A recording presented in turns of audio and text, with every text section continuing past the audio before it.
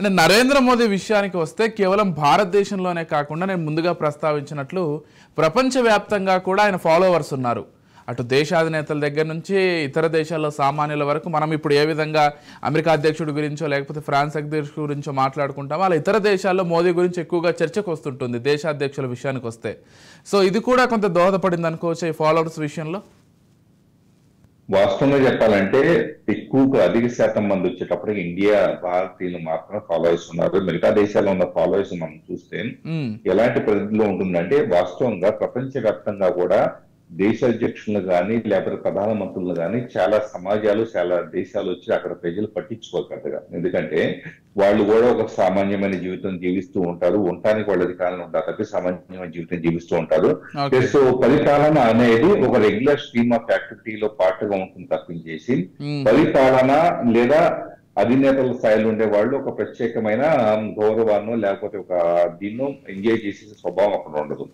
ఎప్పుడైతే అంతర్జాతీయ వేదికల్లో కావచ్చు లేకపోతే కనుక రకరకాల ఐక్యరాజ్య సమితి కావచ్చు ఇలాంటి రకరకాల అంతర్జాతీయ వేదికలు వీటన్నిటిలో కానీ అలాగే దేశాలకు సంబంధించిన అంతర్గత వ్యవహారాలు అంతర్గత భద్రతా విషయంలో వచ్చే సమస్యల పరంగా కానీ ఎక్కడైతే వాయిస్ అనేది ఎక్కువగా వినిపించే నాయకులు ప్రపంచవ్యాప్తంగా ఎక్కడ ఉన్నా కూడా ఒక ఉదాహరణగా ఒకప్పుడు దక్షిణాఫ్రికాలో నెల్సన్ మండేలా గురించి ఎక్కువగా చెప్పుకునేవాడు. సో ఏ దేశంలో అయినా కూడా పోరాట స్ఫూర్తి ఉండే ప్రతి ఒక్కడనే అలాగే ఒక వ్యవస్థనే గాడి పెట్టే ప్రయత్నం చేసి ఎవరినైనా కానీ ఎన్ని విమర్శలు వచ్చినా కూడా సంథింగ్ దూసుకుపోయే నైజం ఉన్న ఎవరినైనా కూడా ప్రపంచంలో మొత్తం కూడా పీపుల్ ఇష్టపడతారు. ఎందుకు ఇష్టపడతారంటే ఇక్కడ నరేంద్ర మోడీ గొప్పతనం కాదని సెకండరీ థింగ్.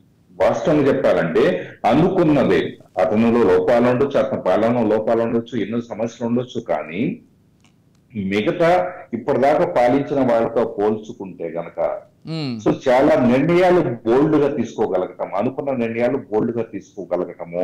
సో అది ఏ రాజకీయ నాయకుడికైనా ఇప్పుడు నాయకుడిని ఎందుకు ఎన్నుకుంటారు, మిగతా ప్రజలంతా కూడా వెనక నిలవటానికి ఎందుకు ఇష్టపడతారంటే నాయకుడు అనేవాడు తమ జీవితాల్లో ఒక మెరుగైన మార్పు తీసుకొస్తాడని చెప్పేసి నమ్మబట్టే నాయకుల్ని ఇష్టపడతారు. ఒక హీరోయిజం అనేది నాయకుల పట్ల ఒక రకమైన వర్షిప్ నేచర్ ఉంటుంది.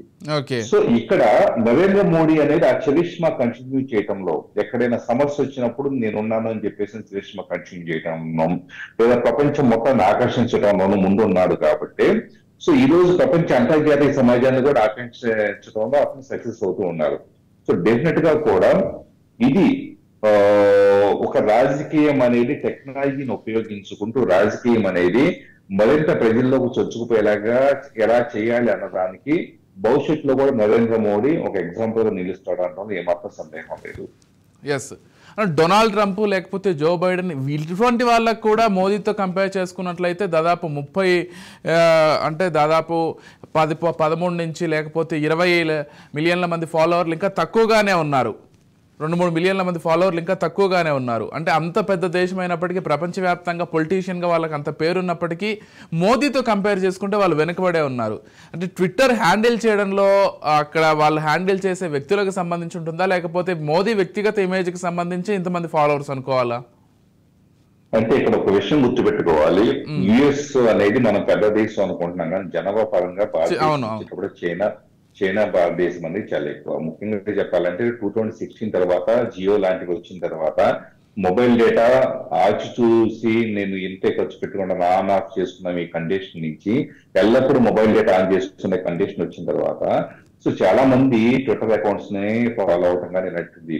గ్రామీణ ప్రాంతాల్లో కూడా మోడీకి ఫాలో చేస్తున్నారంటే ప్రధాన కారణం ఏంటంటే టెక్నాలజీ వినియోగం దేశంలో పెరిగింది. సగటు మొబైల్ వినియోగం ప్రపంచవ్యాప్తంగా కూడా ఇండియా టాప్ ప్లేసెస్ లో ఉంటుంది.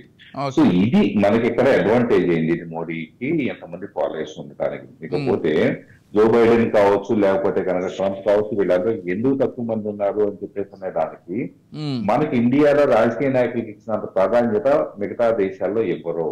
సో అది మనకి ఒక ఎగ్జాంపుల్ గా చెప్పుకోవచ్చు.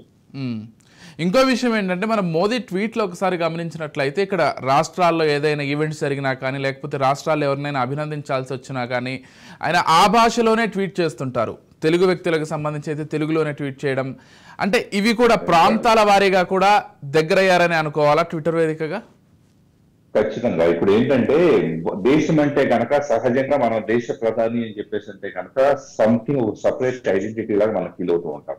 కానీ ఇక్కడ దేశ ప్రధాని అనే వ్యక్తి అన్ని రాష్ట్రాల సంయుక్తమైన ప్రయోజనాలు కలిగిన దేశం ఇది. సో ఎన్నో రాష్ట్రాలు కలిస్తే గనక వాటి ప్రయోజనాలన్నీ కాపాడబడేలాగా, అలాగే అక్కడ ఉండే ప్రజల మనోభావాలు, వాళ్ళ భాష, వాళ్ళ సంస్కృతి మొత్తం కూడా రక్షించగలిగే రాజకీయ నాయకుడు ఉంటే కనుక దేశవ్యాప్తంగా కూడా మోడీ మైలేజ్ పెరుగుతుంది. సో ఆ విషయం చాలా క్లియర్ గా తెలుసు కాబట్టి ఓనం పండుగ వస్తే కనుక కేరళ వాళ్ళని, సంక్రాంతి వస్తే ఇక్కడ మనకి తెలుగు తమిళ వాళ్ళని, ఇలాగా పొంగల్లో సంక్రాంతి అని చెప్పేసి ఇలాగ ఎక్కడ ఏం జరిగినా కూడా, లేదా ఎవరైనా రాజకీయ నాయకులు ఏదైనా కాల్పులు జరిగినా, ఏదన్నా సంథింగ్ ఇది జరిగినా, ఏదన్నా సంథింగ్ అతను రెస్పాండ్ అవ్వటం కానీ, ఇదంతా కూడా ఏంటంటే పూర్తిగా దేశవ్యాప్తంగా ఉండే అన్ని రాష్ట్రాల యొక్క ప్రజల వాళ్ళ మనసును గెలుచుకోవడం కోసం తను చేసే ప్రయత్నంగా మనం చెప్పుకోవచ్చు.